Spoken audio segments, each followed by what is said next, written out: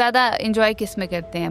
मुझे सुनना बड़ा अच्छा लगता है। मैं हमेशा बहुत खामोश होता हूँ, चिक चिक की कोशिश नहीं। मुझे कोई मौत से कोई खौफ है नहीं। को पता है कि मैं गद्दार हूँ, बगावत के मुकदमे हैं मुझ पे। अनफॉर्चुनेटली इस मुल्क में जो बूट पॉलिश हैं, जिन्होंने इस मुल्क को तबाह किया, एक आर्मी चीफ का क्या काम है कि वो जाके रेगिस्तानों में वो खेत खलियान होनी चाहिए, हरियाली होनी चाहिए। आपके पास पानी किधर है? मामला ये है, हम ये कहते हैं कि केपी के आपके हाथ से निकल रहा है। आम आवाम को किस चीज की जरूरत है? देखो, अवेयरनेस की जरूरत है। अगर आप समझते हैं कि इधर से इमदाद आ गई, इमदादों पे चलते रहेंगे तो इमदादों पर तो कब तक रहेंगे? इमदाद तो वैसे भी डोनाल्ड ट्रम्प ने परसों बंद कर दी है ना। तो वज़ीर आज़म खुद कहते हैं मैं भीख मांगने नहीं आया हूँ।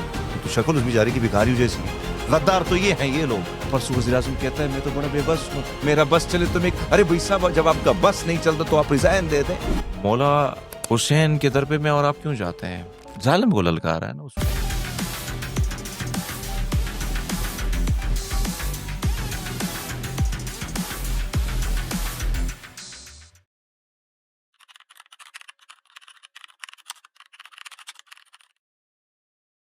अस्सलाम वालेकुम हरमीत, कैसे हैं आप? वालेकुम सलाम, सत श्री अकाल। मैं बिल्कुल ठीक हूँ, आप कैसी? मैं ठीक हूँ। आपको आज गेस्ट की सीट पे बैठना कैसे लग रहा है, होस्ट की सीट से? आदत पड़ चुकी है। वैसे तो उम्मन हम मेज़बान ही होते हैं, लेकिन आज मेज़बानी आपने ले ली और मुझे गेस्ट बना ली, तो अच्छा लगा। ये मेज़बानी और मेहमानी का जो सिलसिला ये सदियों से चला आ रहा है। कभी हम मेज़बान तो आप मेहमान, कभी हम मेहमान तो आप मेज़बान, तो ये सिलसिला होना चाहिए। ज्यादा एंजॉय किस में करते हैं? मुझे सुनना बड़ा अच्छा लगता है कि मैं सुनूं दूसरा क्या कह रहा है, उसके जो ख्यालात हैं, उसके जो नज़रियात हैं, उनको सुनूं।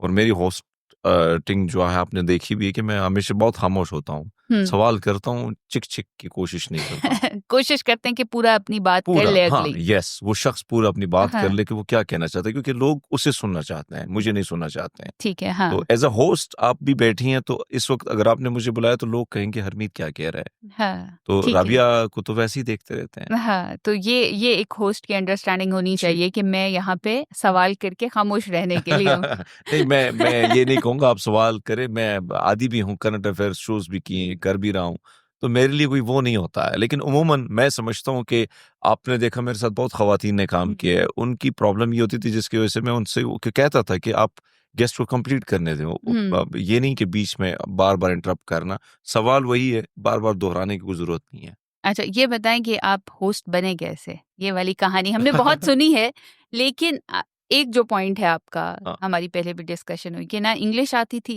हम्म। ना उर्दू अच्छी बोली जाती ना, थी, और बिल्कुल फिर नहीं आती। कामयाब हो गए। मैं कहता हूँ कि आप हमेशा ना एक सोच, जिस जिस गोल को आपने रखा है उस गोल को हासिल करने के लिए बहुत सारे कांटे होते हैं, राह में रुकावटें भी होती हैं। उस रुकावटों को अगर आप खौफजदा हो गए, डर गए, तो फिर कुछ नहीं होना है। मैं एक ऐसे इलाके से ताल्लुक रखता हूँ जहाँ पे, यानी मैं एक देहाती गांव से हूँ। ठीक है। वहां पे ना स्कूल सिस्टम, चलो स्कूल सिस्टम उस वक्त हम पाकिस्तान में हमारा इल्हाक नहीं हो रहा हुआ था, तो बेहतर थे हम, बरतानिया के साथ थे। तो हम तो बहुत बाद में पाकिस्तान में 47 में तो हम आज़ादी हमने उनके साथ नहीं थे, हम बाद में ठीक रियासत है। हमारी जो सवात थी।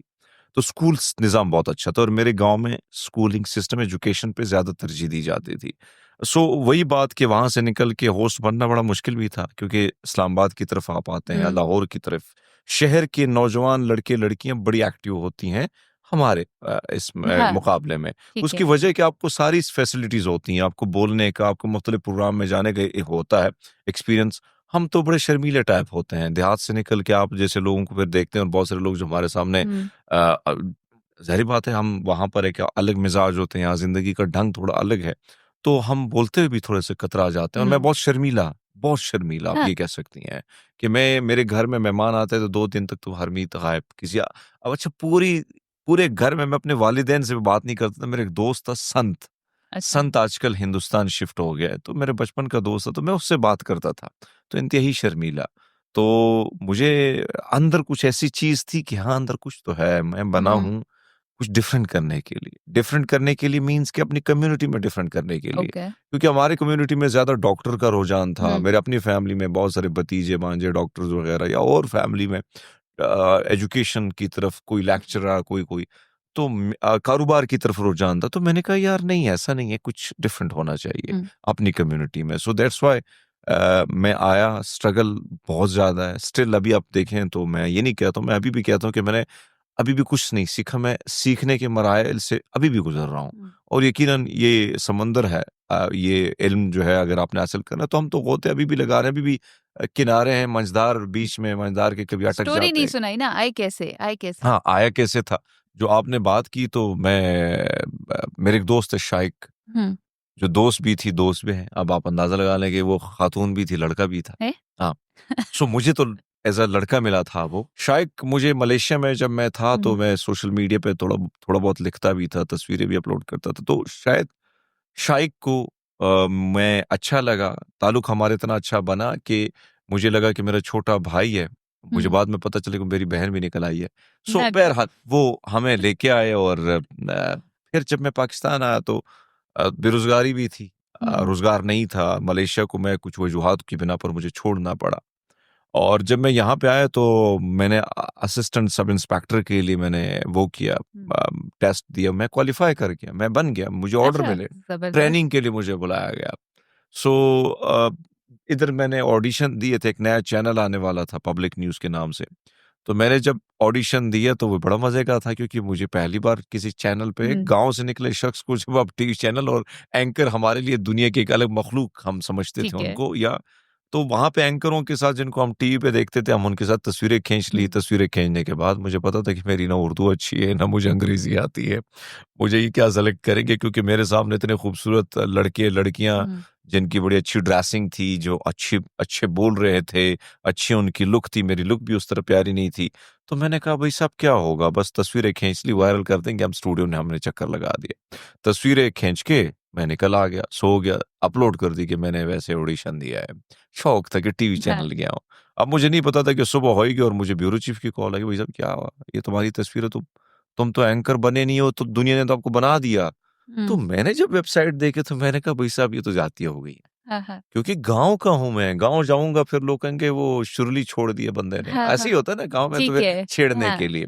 सो मैंने कहते हैं ये डिलीट कर दें ये तस्वीरें, हमने तो आपको रखा नहीं है, तो मैंने सलमान अली अमान साहब मेरे बड़े उस्ताद हैं, मेरे बड़े दोस्त हैं, तो मैंने कहा मुझे पता है कि आपने रखना तो मुझे है नहीं, तो बेहतर है कि मैं तस्वीरें तो मैं नहीं हटाऊंगा, अच्छा। फिर मुझे टीवी वाले कब बुलाएंगे, तस्वीरें तो मेरे पास होंगी। बहरहाल वो इतनी वायरल हो गई, उसके बाद उनको पता चला इस बंदे की कुछ फेम है, अच्छा, ठीक है। यानी टर्बन की कोई वैल्यू है। हाँ। सो दैट वो सफर था। फिर फिर आते उन्होंने थे, आपको बुला लिया। बुला लिया, अच्छा। 6,000 रुपए में इंटर्नशिप शुरू हुई, 6,000 जबरदस्त। मुझे पहली पगार जिसे कहते हैं वो मिलना शुरू हो गई। शाइक की और स्टोरी तो अंदर है गई। अच्छा, शाइक बहुत ही खूबसूरत इंसान, मैं समझता हूँ कि दुनिया में बहुत प्यारे लोग बहुत ही कम होते हैं, और मैं खुशनसीब हूँ कि मुझे बड़े खूबसूरत लोग मिलते हैं, जहाँ भी मिलते हैं बड़े प्यारे लोग मिलते हैं। तो शाइक जो था वो मेरे साथ, उसका एक फ्लर्ट था वो, मैं उनके साथ रहता था, और जिंदगी ऐसी थी कि दोस्तों की तरह गपशप, पर मुझे ये नहीं इल्म था कि शाइक जो है वो अंदर से लड़की है, अच्छा। क्योंकि उसकी आवाज लड़कों जैसी, दाढ़ी मूछ, स्टाइल बोलने का, हाँ थोड़ी बहुत पर्सनालिटी में आपको थोड़ा बहुत ऊंच नीच नजर आता है, तो मैंने सोचा कि यहाँ पे आजकल गे बहुत होते हैं, तो शायद ये उनमें से भी हो शायद, और हमारे जो बर्गर दोस्त होते हैं वो भी थोड़े हिले जुले होते हैं थोड़े बहुत, ठीक है। तो मैंने कहा ये बर्गर बच्चा है तो हिला जुला होगा। बाद में एक दिन ऐसा हुआ कि मुझे याद आता है कि लाहौर में किसी ने उसको धमकी दी, और धमकी दी, और वो मेरे पास आए, और वो मेरे गेस्ट हाउस था मैं जहाँ रहता था पब्लिक न्यूज का, तो वो कहीं उनका पैसों का अड्डा था, तो जब वो आए तो वो रोने लगे बड़े ज्यादा। जब रोने लगे तो मैं सोचा कि तुम रो क्यों रहे हो यार, मर्द होके कोई रोता है, इनकी ऐसी की तैसी कर लेंगे। तो उन्होंने कहा यार मैं मर्द हूं ही नहीं, मैं लड़का हूं नहीं, मैं लड़की हूँ, मैं आके बकवास ना करिए।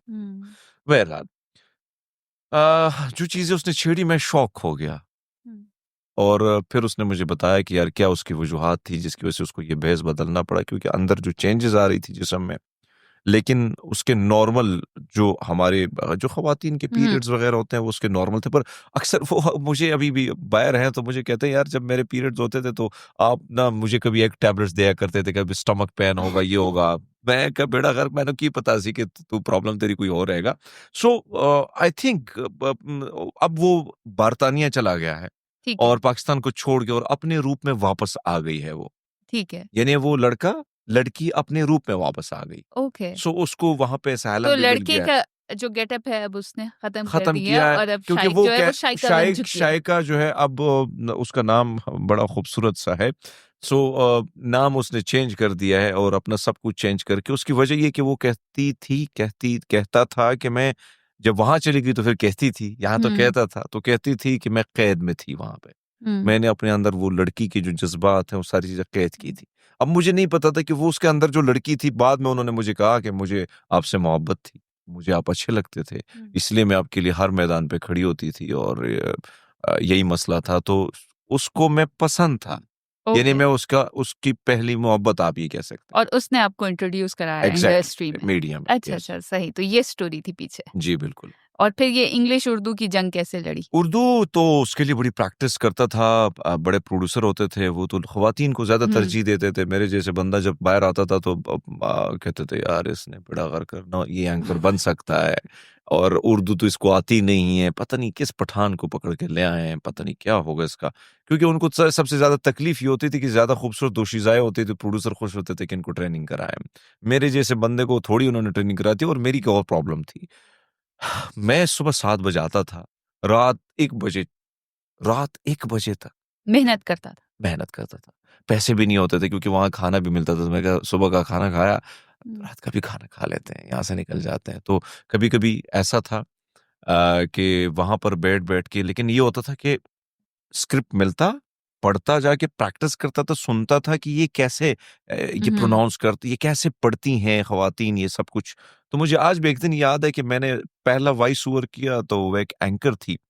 वो जब मैं बैठा था न्यूज़ रूम में से चुप होके सुन रहा था अपनी वॉइस ओवर के, तो अपनी आवाज़ तो चलो मैंने कहा वैसे इंसान को बुरी लगती है। तो मेरी वॉइस ओवर थी, मैं बड़ा खुश था, मैंने घर भी कॉल किया, मेरी वॉइस ओवर टीवी पे चलेगी। बहरहाल वो खातून आई और उसने बड़ी बदतमीज़ी से अजीब से लहजे में बात की कि ये कौन अजीब से बंदे की वॉइस ओवर थी यार, ये कोई वॉइस ओवर थी?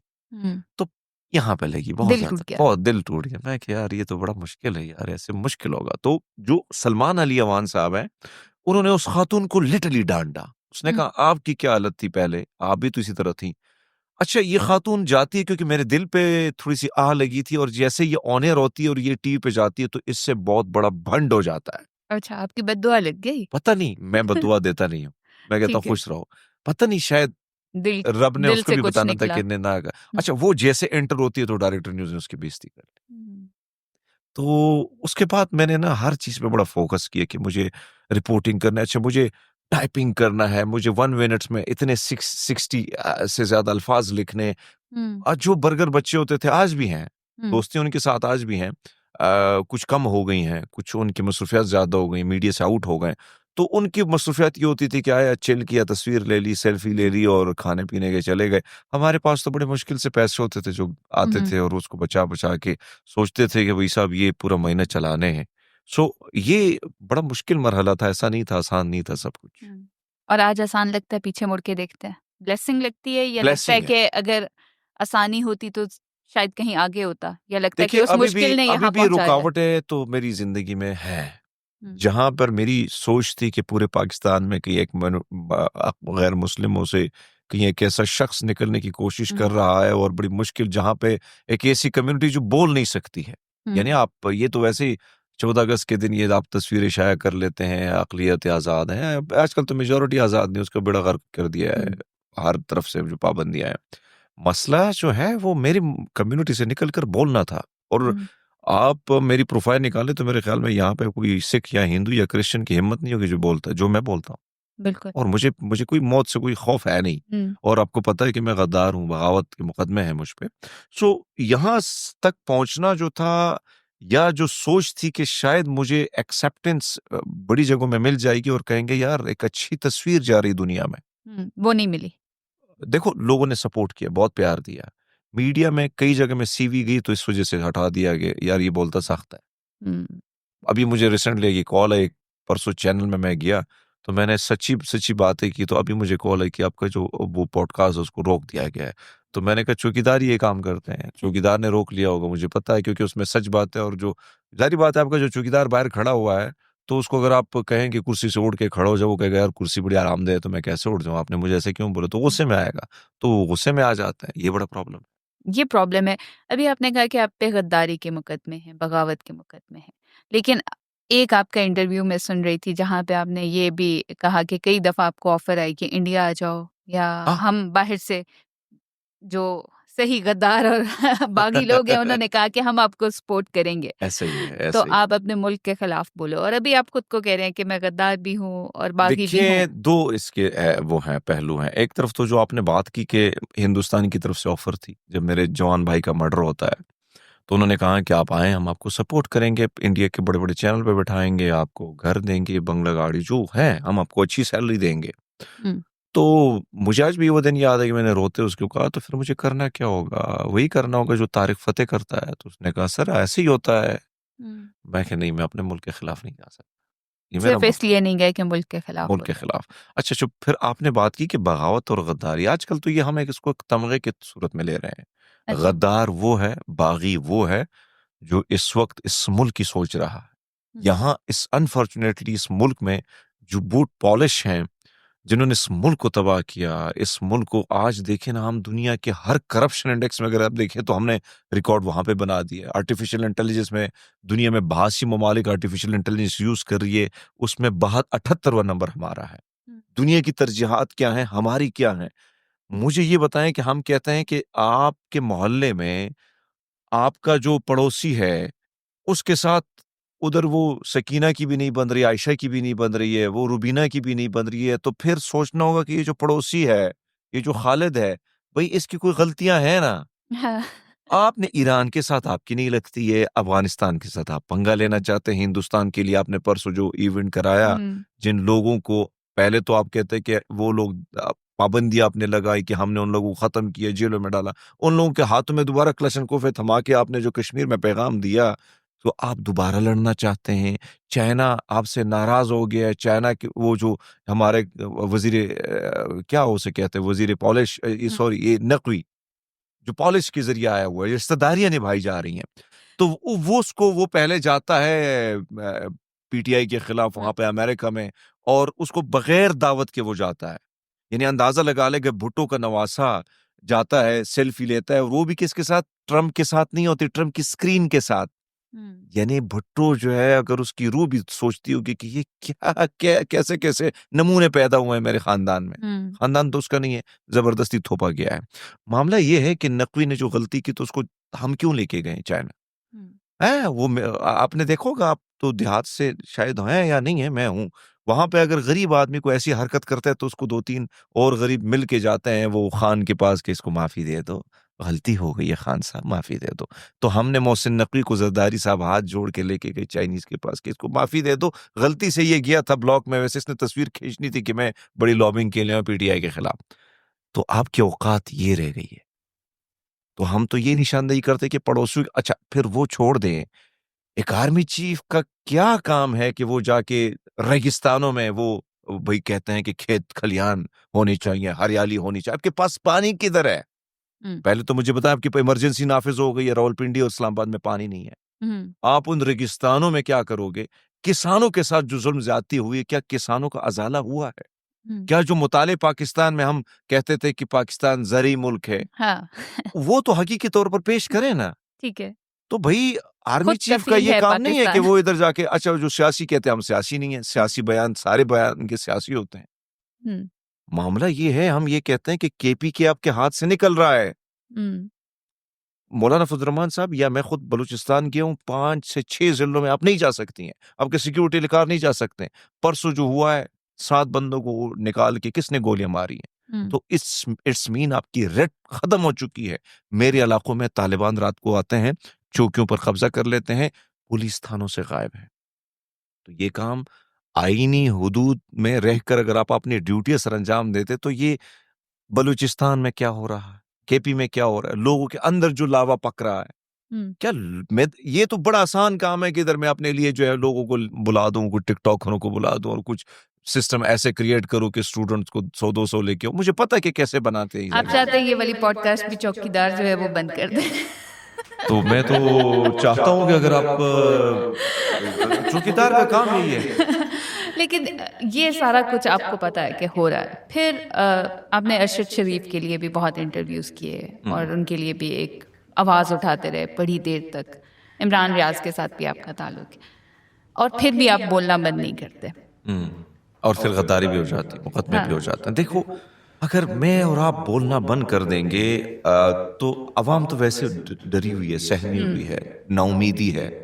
मैं और आप अगर इस प्लेटफॉर्म पे बैठे हैं, रब ने हमें इधर अगर पहुंचाया है तो इसलिए पहुंचाया है कि हम आप अपनी अवाम को भी बताएं, अपने हुक्मरानों को भी बताएं कि आईने में क्या है, आईना क्या दिखा रहा है। या हमें आम आवाम को किस चीज़ की ज़रूरत है? देखो, अवेयरनेस की जरूरत है, हाँ। उनको बताने की जरूरत है कि आपके मुल्क के साथ क्या हो रहा है। अब आप देखिए, मुझे एक बात बताएं, परसों एक वीडियो बड़ी खूबसूरत मेरे सामने, शायद मैंने ट्वीट भी की।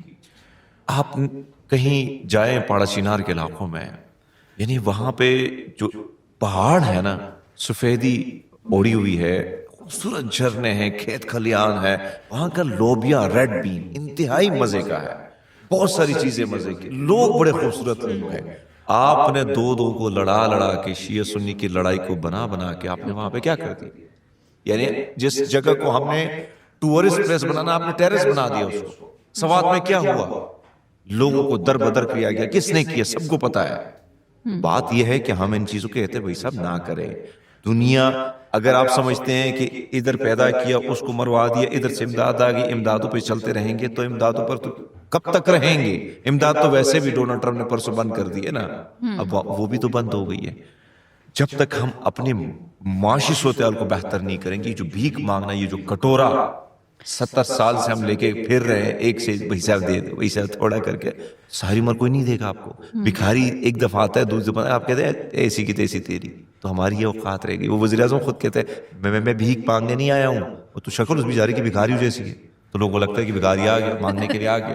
तो बात यही है, इतनी 18 लाख आपका ब्रेन ड्रेन हो गया है, नौजवान चले गए। ये कोई मेरे जैसे लोग तो नहीं थे, ये वो दिमाग थे जो पाकिस्तान को अगर सर्व करते तो पाकिस्तान कहाँ होता। लेकिन पाकिस्तान में अपॉर्चुनिटीज भी तो नहीं है। तो कौन नहीं दे रहा? कौन नहीं दे रहा? आप देखें, आपकी सीएम शिप पे कल वो, मैं एक बंदे की इंकिशाफात हुए कि आपके पंजाब के वजीर आला के बाद अगर कोई वजीर आला है तो मरियम नवाज का क्या बेटा है। यानी एक नस्ल खत्म होती है, दूसरी नस्ल तैयार होती है। बिल्कुल। और उनकी तकरीरों से, उनकी सोच और फिक्र से आप अंदाजा लगा सकते हैं कि इंटेलेक्ट लेवल इनका कितना है। तो जब ऐसे लोग आपके ऊपर मुसल्लत किए जाएंगे, जानबूझकर हमें अवेयरनेस से दूर रखा जाए, जानबूझकर ये अशराफिया, ये जो 5% अशराफिया जो हमारे ऊपर मुसल्लत है, और इनके ये एक ग्रोह है, एक माफिया है जो नहीं चाहता कि आप और मेरे जैसे मिडिल क्लास हैं, जिनकी सोच इस मुल्क के साथ जुड़ी है, इनके तो जजीरे हैं, इनके तो फार्म हाउस बड़े बड़े बने हुए हैं, इनके साथ ये जो ब्यूरोक्रेट्स हैं इधर जो बैठे हैं, इनके सबकी सिटीजनशिप बाहर दुनिया की है। ये जर्नल जो यहां से रिटायर होके जाते हैं, कहां जाते हैं? तो तारीख में ऐसे लोग हमेशा स्याह पन्नों में इनका जिक्र होता है। और इनको गद्दार तो ये हैं, ये लोग जिन्होंने मीडिया को तबाह कर दिया, जिन्होंने आपके इंसाफ की, अपनी कुर्सी को तबाह कर दिया, पार्लियामेंट आपका मफलूज हो गया है। क्या है? एक स्क्रिप्ट आती है, एक लेटर आता है, और वहां पे वज़ीर आज़म कहता है, परसों वज़ीर आज़म कहता है मैं तो बड़ा बेबस हूं, मेरा बस चले तो मैं, अरे भाई साहब, जब आपका बस नहीं चलता तो आप रिजाइन दे दें, आप डमी वज़ीर आज़म बन के फिरेंगे। यही चीजें हैं, यही सवाल जब हम इनसे करते तो ये काले कवानीन पी का एक्ट लेके आते हैं और फिर कहते हैं हरमीत सिंह गद्दार है, हरमीत सिंह बागी है। क्या बगावत है? मेरे तो बाप दादे इधर पड़े हुए हैं, मुझे तो अभी भी ऑफर है कि मैं अभी अगर कहूं कि मैं कनाडा जाऊं तो मुझे तो बहुत सारे लोग सपोर्ट करेंगे। क्यों जाऊं? किसी का बाप का मुल्क है, ये अशराफिया का मुल्क है, और अशराफिया को हम छोड़ के चले जाएंगे? ये जो 24 करोड़ अवाम है, उन्होंने भी तो जिंदगी देखनी है, उनके बच्चों ने भी तो तो पढ़ना है। आप यहाँ पे कुर्बान होने के लिए तैयार हैं? कुर्बानी और क्या दे सकते हैं?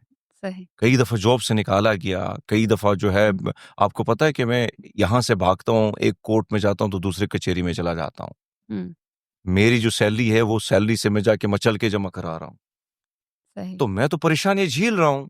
लेकिन अगर आप आपको तैयार हैं लगता, झेलने के लिए? देखो, परेशानी अगर ना झीलता तो मैं पहले भाग जाता। और मैंने, ये इतनी इतनी स्ट्रेंथ कैसे आई? देखो बचपन से आई या मुश्किलें इतनी देखो बड़ी कि आसान हो गई? देखिए, रेजिस्टेंस आपके अंदर तब आती है जब आप अपने नजरियात और ख्यालात पे डटे होते हैं, और आपको लगता है कि यार ये जो कुछ हो रहा है इसके खिलाफ मैं ना बोला। मुझे ये बात बताएं कि कायद आज़म मौलवी जिन्ना साहब अब अगर अपने नजरियात पे ना खड़े होते तो ये मुल्क आज़ाद होता? बिल्कुल ना होता। एक शख्स मैदान में उतरा ना, उसके किसी को तो उतरना है। किसी को तो उतरना है, बोलना तो है। अब मुझे, अगर मैं इधर बैठा हूँ, मैंने कल, वो किसी ने मुझे पूछे कि आप खामोश, तो मैंने कहा फिर मैं छोले बेचना, मुझे छोले बेचना भी नहीं आता है, पापड़ बनाना भी नहीं आता मुझे है। सिर्फ बोलना आता है। मुझे बोलना आता है, मुझे अपना काम आता है, मुझे जो मुझे रब ने जिस मुकाम पर पहुंचाया है तो ऐसे तो नहीं पहुंचाया है। हम्म। तो देखो, किसी को तो बोलना होगा ना। अगर हम्म। इसी तरह खामोश हो गए, इसी तरह चुप हो गए, तो फिर वो तो चाहते हैं कि हम्म। आपके मुल्क को शुमाली कोरिया बनाए, आपके मुल्क को बर्मा बनाए, और बना रहे हैं। ये तो हम थोड़े बहुत हैं जो बोल रहे हैं, वरना प्रॉब्लम ये है कि हमारी अवाम जिस तरह खामोश बैठी है, लेकिन अवाम में जो अंदर लावा पक रहा है वो बड़ा खतरनाक है, याद रखिएगा। हम्म। प्रॉब्लम ये होती है कि मेरे एक बड़े बड़े साहब, जो अपने आप को बड़ा तो खुदा है, लेकिन ये हम्म। जमीनी खुदाओं के साथ हमारा राब्ता होता है, तो उसको मैंने कहा कि क्या सर, मैं रिपोर्टर आदमी हूं, तो मैं इमरान खान के दौर में, नवाज शरीफ जरदारी के दौर में जब रिपोर्टिंग के लिए जाते थे, तो पहले ऐसे मरीज अस्पतालों में खुद लिटाए जाते हैं जो मरीज नहीं होते हैं। ठीक है। ड्रामेबाजी के लिए होता है सब कुछ। हम्म। फ्लावर निछावर कर लेते हैं। नर्सों का लहजा इंतहाई तल्ख होता है, हम्म। हमेशा गम और गुस्से में रहती, जैसे दुनिया का सारा बोझ जो है ये हमने टेंशन इनको दी है, मरीज ने दी है। वो जाए ना, पिम्स अस्पताल जाए, किसी और जाए, इतनी इतनी जुबान इतनी कर लेते हैं। तो जब मिनिस्टर आता है तो जुबान में शेरी आ जाती है, ऐसे रिस्पेक्ट होती है हर बात पे, सॉरी सॉरी। तो मैंने एक दफा वजीर आजम को कहा था कि सर, ये सब कुछ जो होता है आपको पता है, ये आपके ब्यूरोक्रेट सर ड्रामेबाजी करते हैं। हम्म। तो उन्होंने क्या तो कहा? उन्होंने कहा नहीं नहीं, सब ठीक है। तो एक बड़े साहब से मैंने पूछा, जो आपको ग्राउंड की रिपोर्ट पहुंचती है, क्या वो उसी तरह होती है जो वजीर आपको। आजम को हाँ। पहुंचती है? आपको पता है कि आपके अंदर और आम के अंदर कितना गैप आ चुका है? तो उन्होंने कहा नहीं नहीं, ये आपके सोच, आपके ख्यालात हो सकते हैं, अवाम तो हमारे पीछे खड़ी है। जाए ना, पूछे ना, सर्वे करे, अवाम कहाँ खड़ी है। हम्म। यही तो तो हम आपको लगता है कि उनको रिपोर्टिंग ही गलत दी जाती है? गलती की चमचे बैठे हुए हैं। चमचों की कसूर है। चमचों का कसूर है, और जो ऊपर बैठा है वो भी चाहता है चलो चमचे भी खुश हैं, हम भी खुश हैं, मुल्क तो वैसे तरक्की करने या नहीं करने, हमारे खानदान तो तरक्की हम्म। करे, तो खानदान तरक्की कर रहे हैं। मुझे बताया ना, ये दो खानदान अभी नई नई नस्लें तैयार हो रही हैं। एक को प्रॉब्लम है कि भुट्टो का नवासा क्यों वजीर आजम नहीं बना। ठीक तो है। जब आपने नस्लें तैयार कर रखी हैं कि भाई साहब उधर वो, आप यानी यानी उस पे जबरदस्ती जरदारी ने धब्बा लगा दिया कि भुट्टो है, मेरा खानदान है। हम्म। मैं वैसे तो मैं कास्ट सिस्टम पे बिलीव नहीं करता, ठीक है। लेकिन मैं ओपल हूँ। हरमीत सिंह का भी आपने देखा, ओपल लिखा है, नहीं लिखता हूँ, है हम्म। हरमीत सिंह ही हूँ, ठीक हूँ। लेकिन मैं अपनी माँ, जो मेरी माँ मलोत चोपड़ा थी, हम्म। तो मैं हरमीत सिंह चोपड़ा तो नहीं लिखूंगा, अगर लिखूंगा भी मजबूर करके ओपल ही लिखूंगा ना, हम्म। जबरदस्ती थोड़ी थोपूंगा। सो ऐसी नस्लें तैयार की जा रही हैं कि ये आएंगी, ये हमें लीड करेंगी, और उनका इंटेलेक्ट लेवल अगर आप देखें तो अब जीरो है। नहीं, लेकिन भुट्टो जिंदा है। भुट्टो जिंदा है, भुट्टो भी जिंदा है, सारे जिंदा है। भुट्टो जिंदा रहेगा ना, इसलिए हाँ हम चेंज करते जा रहे हैं अपने हाँ, रास्ते नई जो नई है, नस्लों अपने में नस्लें। भुट्टो जिंदा है और वो रहेगा, और इनकी नस्लें जो हैं वो इसी तरह जिंदा रहेगी, और हम इसी तरह गुलाम गुलाम गुलाम और रहेंगे। सोच पैदा करनी होगी, अवाम को अपनी सोच बदलनी होगी। ये इतनी बहुत हो डाइवर्स गया। पर्सनालिटी क्यों है? एक तरफ इतना गुस्सा, इतना गम अवाम के लिए और इतनी सख्ती, और दूसरी तरफ हम देखते हैं कि हरमीत जो हैं वो एक तरफ गुरुद्वारा भी जा रहे हैं, फिर इराक का स्पिरिचुअल टूर कर रहे हैं, इराक भी जा रहे हैं, और इंसानियत की बात भी करते हैं। ये फिर ये डाइवर्सिटी गुस्सा क्यों? कहाँ से है? बड़ी खूबसूरत, बड़ा खूबसूरत सवाल है आपका। देखो, जब आप स्पिरिचुअल लाइन पे जाते हैं, चाहे आप मौलाली के दर पे जाएं, चाहे बाबा जी के दर पे जाएं, चाहे आप राम जी के दर पे जाएं, ये तो अजीम हस्तियां हैं। हम्म। इनकी जिंदगी आप देखें तो रेजिस्टेंस तो वहां पे भी नजर आती है। बिल्कुल। इन्होंने जालिम को ललकारा है। मौला हुसैन के दर पे मैं और आप क्यों जाते हैं? हम्म। जालिम को ललकारा है ना, उस वक्त के यजीद को ललकारा है, उसने कहा नहीं, जुल्म हो रहा है, ज्यादती हो रही है, तो हम आपके खिलाफ नहीं, आपके सफ में नहीं खड़े होंगे। हम्म। तो आज मुझे बताएं कि उसके दर पे जाके नमस्तक होने का मकसद क्या है? गुरु गोविंद सिंह जी वक्त के जो यजीद औरंगजेब था, उसके खिलाफ डट के खड़ा हुआ। तो उसके पर्सनालिटी में रेजिस्टेंस थी। आज गुरु गोविंद सिंह को हम क्यों याद कर रहे हैं? हम्म। अर्जुन की, कृष्णा के सोच में रेजिस्टेंस थी। रेजिस्टेंस तब पैदा होती है जब माशरे में ना इंसाफी हो, जुल्म हो, ज्यादती हो। हम्म। तो फिर आप कहते हैं कि ये नहीं हो सकता है, मैं अपना जमीर नहीं मरवा सकता, हम्म। मुझे जिंदा रहना है, मुझे इन लोगों के लिए बोलना है, मुझे आपसे जितना हो सके, जितना मेरा बस है, मैं तो समझता हूं कि मैं कुछ भी नहीं कर रहा हूं। तो दोनों चीजें तब आती हैं जब आप, अगर आप में स्पिरिचुअलिटी नहीं है, आप मज़ाहिब की रिस्पेक्ट नहीं करते हैं, आप उनके अकायद व एहतराम, आप इस्लाम को स्टडी करें, उसमें क्या है? इंसानियत की बात की गई है। कोई मुझे बताया ना कि मुसलमान की बात की गई, नहीं की गई है। बात हुई है कि भाई इंसान का कत्ल सारी इंसानियत का कत्ल है, अब उसमें ये नहीं कहा स्पेसिफिक कोई मुसलमान का लफ्ज है। हम्म। सिखिज्म में खुल के ये बात की गई कि भाई साहब जुल्म अगर होता है किसी इंसान पे या जानवर पे भी, आपने खड़ा होना है, आप आवाज उठाएं। ये तलवारें जो अपने सरदारों के पास किरपान होती क्यों होती है? ये जालिम के खिलाफ है, एक मैसेज है कि हम जालिम के खिलाफ हैं। तो ये दूसरा पहलू है कि मैं बड़ा अच्छा हूं, मैं बड़ा जी मेरे मुंह में शेरी है और मैं सख्त ना बोलूं और सब अच्छा है और सब अच्छे के बदले मेरी मेरी जात अच्छी हो जाए, मेरी नस्लें रच जाए। रचती तो नहीं है, इनके पेड़ देखें अभी भी वो रजे नहीं है। जिस तरीके से कमीशन अभी तक जो जो हमारे सामने आदाद शुमार आते हैं, करप्शन न रुकी है, हम तो आगे चले गए हैं। तो भाई साहब अगर आप यही सोच रखेंगे तो ये तो आप चलो मुझे बताएं ना कितने वजीर आजम आपको याद है, लेकिन वो वज़ीर-ए-आज़म आपको याद होगा जो सूली चढ़ा, वो वज़ीर-ए-आज़म आपको याद होगा जो सोताड्याला जेल में है। एक जिसने बयान कुर्बानी दी। एक बयान देता है तो पूरी हुकूमत और एस्टेब्लिशमेंट का बयानिया बढ़ जाता है। हुँ, बात वही है कि आप में ये सारी चीज़ें पर्सनैलिटी में तब आती हैं जब आप मुक़द्दस हस्तियों की उस तारीख़ को पढ़ते हैं। ठीक। एक आम आदमी में जो अपनी ज़ात का हुँ, सोचता है तो वक़्त आप देखिए पैगंबरों के खिलाफ कौन थे? अपने सगे चाचा भी थे। तो बिल्कुल आज ऐसा ही है। उनको किस किरदार से याद किया जाता है और उन लोगों को जो उनके रिश्तेदार नहीं थे, फिर भी खड़े थे उनके साथ, तो आज उनको तारीख कैसे याद करती है? यही हुँ, फ़लसफ़ा है। यही फ़लसफ़ा है, कायम रहना है इस पे। रहें, डट के रहें भई। अच्छा, इराक का ट्रिप कैसा रहा? स्पिरिचुअल ट्रिप था। एक सिख की नज़र से मैं चाहती हूँ आप बताएँ आप क्योंकि मेरी प्रॉब्लम है।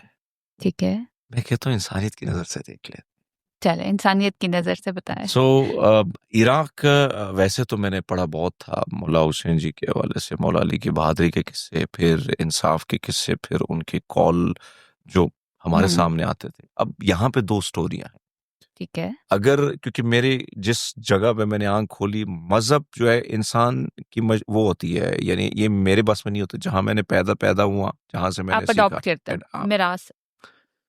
गुरु गोबिंद सिंह जी की जो लाइफ है ना, जो हमारे 10th गुरु हैं, उनके छोटे-छोटे साहिबजादों पर भी इसी तरह ज़ुल्म होता है। यानी 5 साल, 3 साल पहले तो हुँ, उनको कंकरियाँ मारी जाती हैं, उनको शहीद किया जाता है। फिर उनके 2 साहिबजादे मैदान में उतरते, लड़ते हुए शहीद हो जाते हैं।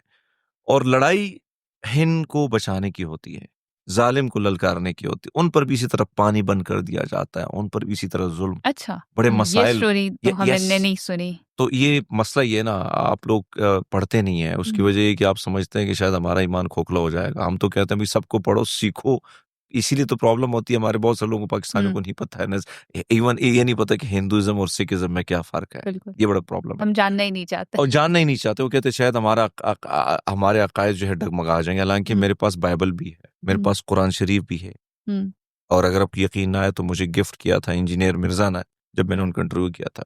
और इस्लामियात में मेरे 50 में 45 नंबर हैं, तो इतना आप समझ ज़बरदस्त। जा सकती हैं। तो वही चीज़, वही स्टोरी, फिर जब थोड़े से होश सँभालते तो वही स्टोरी हमें इमाम हुसैन जी के हवाले से नज़र आती, हुँ, कि वो ज़ुल्म, वो ज़्यादती वो वहाँ पे होती है। तो फिर एक दिल में चाह थी कि जाएँ, जब आप चाह रखते हैं तो मैं समझता हूँ हुँ, हो जाती है।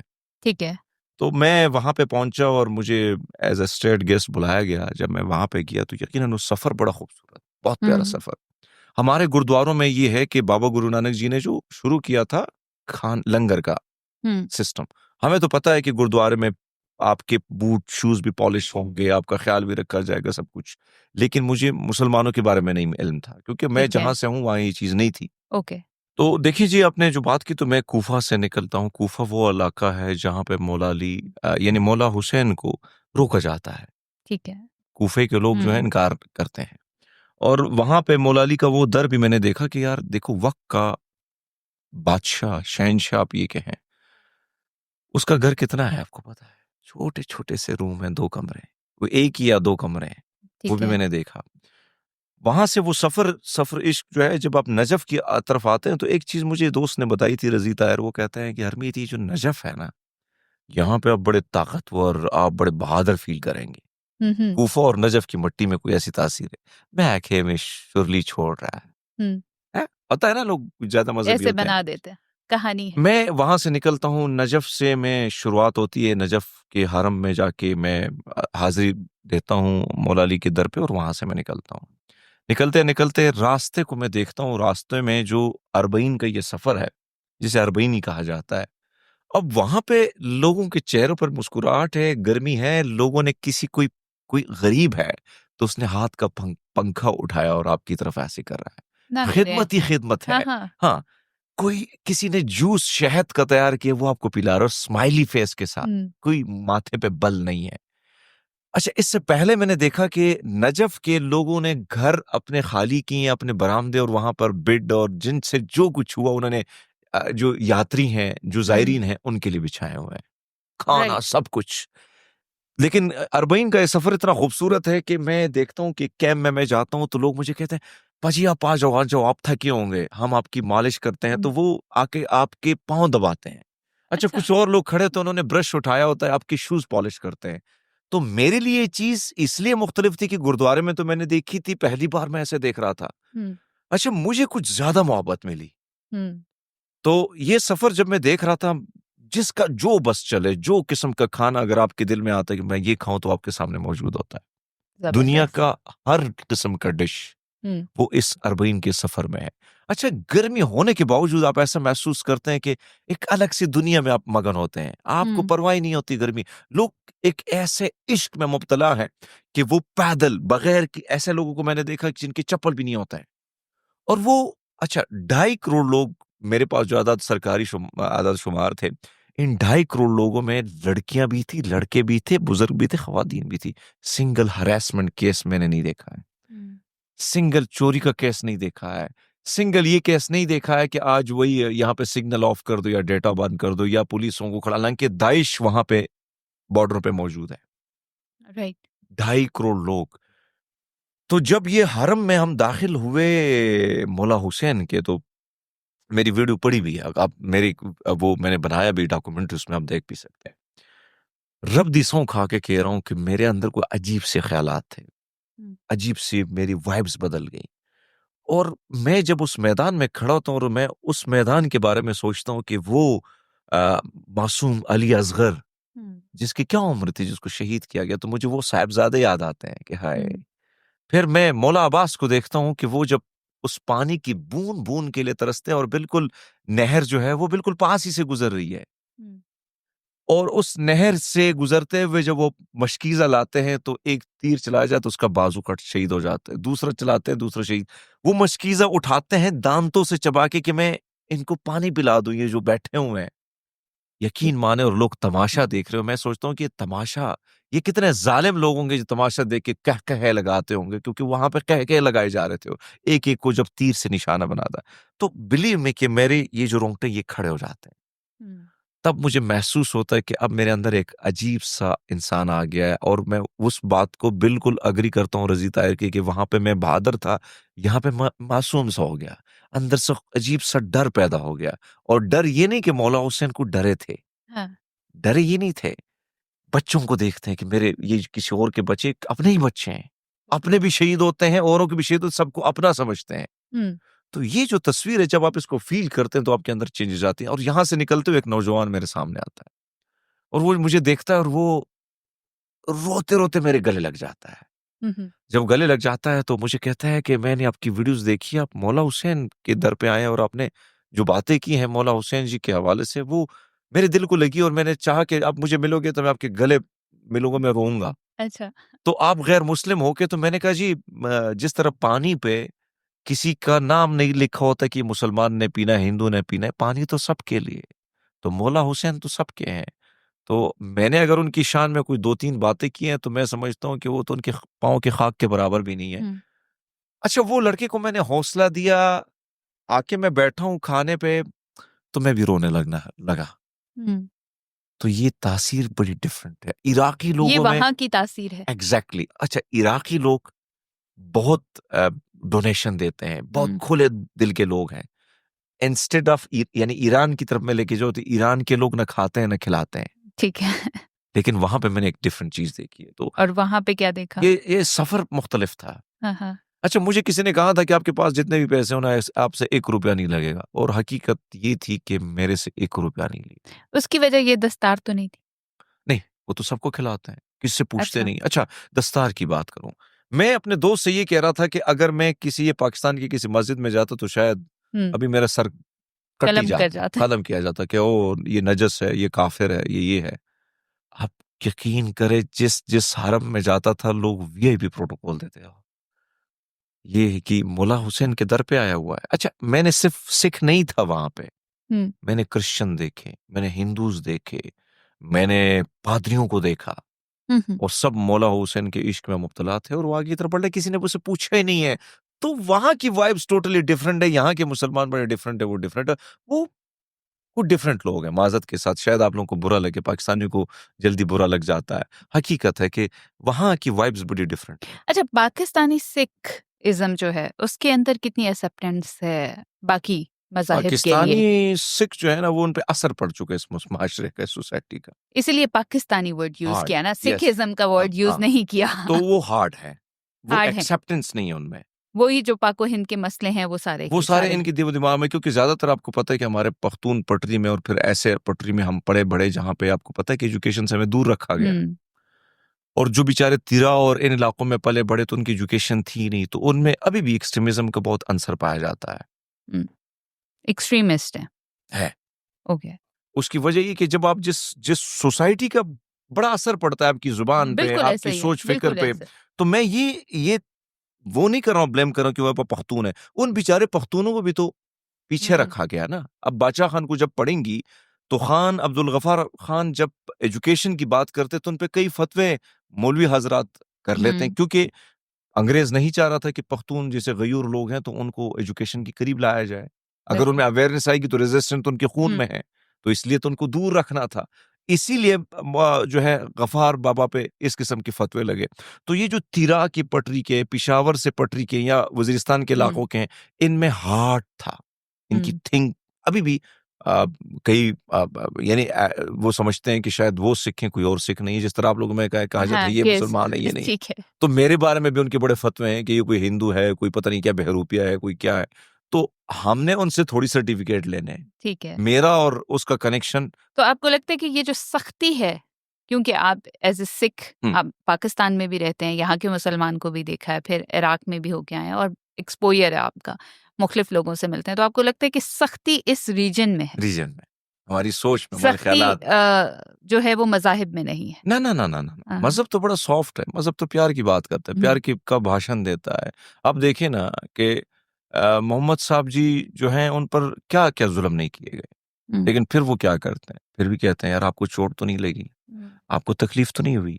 आपने खाना नहीं खाया, तो मैं 2 दिनों से तो वो भूखे हैं, लेकिन वो फिर भी वो खजूर पकड़ा देते कि आप खा लें।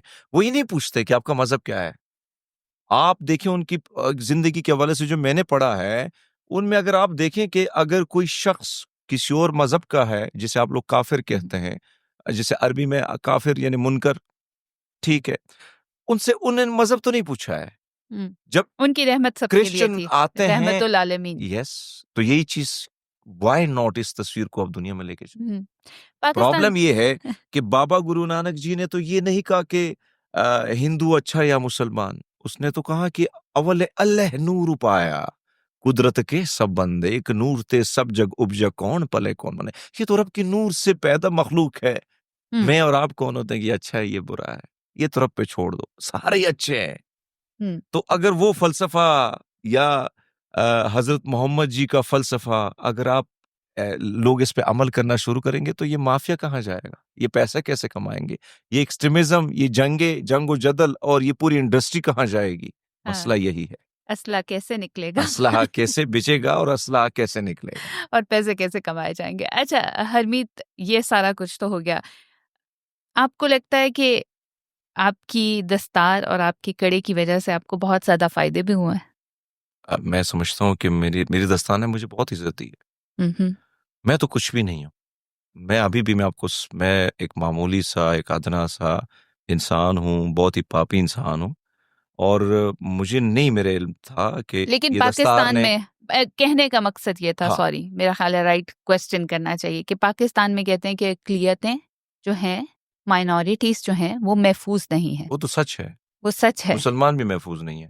मुसलमान भी महफ़ूज़ बेचारों नहीं। के घरों पे हमले होते हैं, रात को औरतों को, परसों जनरल साहब कह रहे थे कि तक़द्दुस पामाल होता है, हू आर यू? तो हमने भी उससे सवाल किया कि जो ख़वातीन हैं जिनके दुपट्टे छीने गए, या वो बेचारी बुज़ुर्ग 75 साल की बुज़ुर्ग, हुँ, एक ख़ातून को मुँह पे मुक्का मारा गया, ख़वातीन के रेप किए गए, तो हू आर यू? वो हुँ, कौन है? उनसे पूछा जाए, अगर इस्लाम तो देता है इस बात की, तो फिर क्या इस्लाम में कोई डिवाइड तो नहीं, इस्लाम तो सबके लिए है। हुँ। तो फिर ये ख़वातीन चाहे वो पीटीआई से हो या नून लीग से हो, तो ख़वातीन ख़वातीन को किसी की इज़्ज़त नहीं है, कोई किसी माँ बहन बेटियाँ नहीं है। मुकदमे करो, लोगों पे डालो, जेलों में झूठे हुँ। मुकदमे करो। तो बात जो आपने की कि भई यानी आपका जो सवाल था मेरे ख़्याल में वो ये था कि माइनॉरिटी होने माइनॉरिटी, तो माइनॉरिटी तो मैं अब कहता हूँ बेचारे मेजॉरिटी वाले रो रहे हैं, तो माइनॉरिटी वाले तो रो ही रहे हैं, उनका तो कोई पूछने वाला है नहीं। सही। हाँ, इज़्ज़त की बात आप कहती हैं, यस। बेचारे डरते बहुत हैं, सहमे हुए हैं माइनॉरिटी वाले, बेचारे टीवी पे आएँगे तो पहले तो बोलेंगे नहीं। हुँ। बोलेंगे तो कहेंगे नहीं, नहीं मैं यहाँ पे सब मज़हबी आज़ादी, बिल्कुल आज़ादी है। हालाँकि हमें पता है ग्राउंड पे चीज़ें मुख्तलिफ। आज़ादी नहीं है। आज़ादी तो आपको है तो पहले मुझे बताएँ, अगर आपको है तो फिर मैं कहता हूँ। मज़हबी आज़ादी की बात होती है। मज़हबी आज़ादी क्या, अब ढंढोरा तो हम पीटते हैं, सब अच्छी हुँ। तस्वीरें दिखाते हैं, वो एक अलग चीज़ है। हुँ। लेकिन आपको अभी भी एलियंस के तौर पर भी देखा जाता है। जब मैं गुज़रूँ किसी मार्केट से, सरदार है, अंदर कितने बाल होंगे यार, ये कि काफ़िर है। यही चीज़ें तो हम सुनते रहते हैं। आदी हो गए हैं, पक गए हैं कान।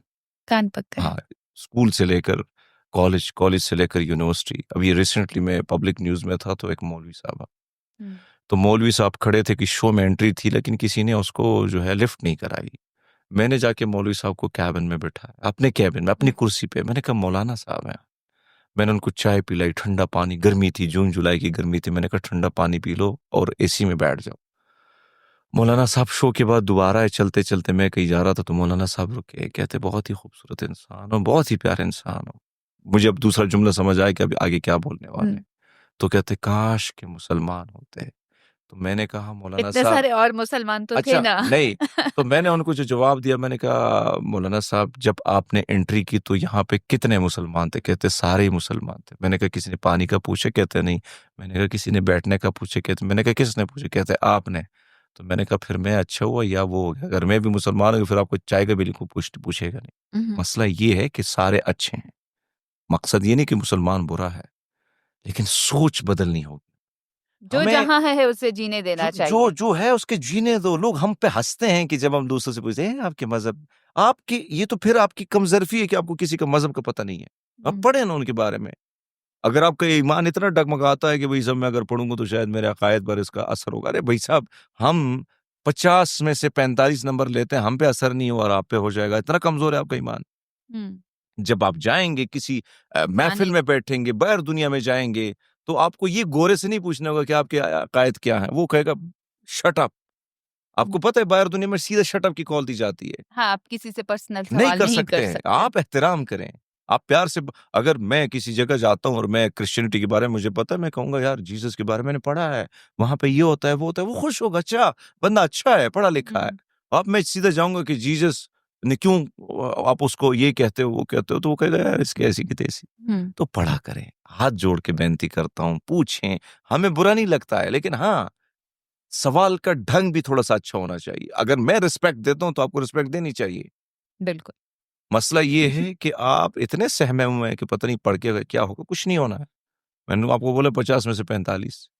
कई दफ़ा मैं दोस्तों के साथ हम कई दफ़ा जो है अभी भी मैं गाँव जाता हूँ तो मैं मस्जिद में बैठे होते हैं।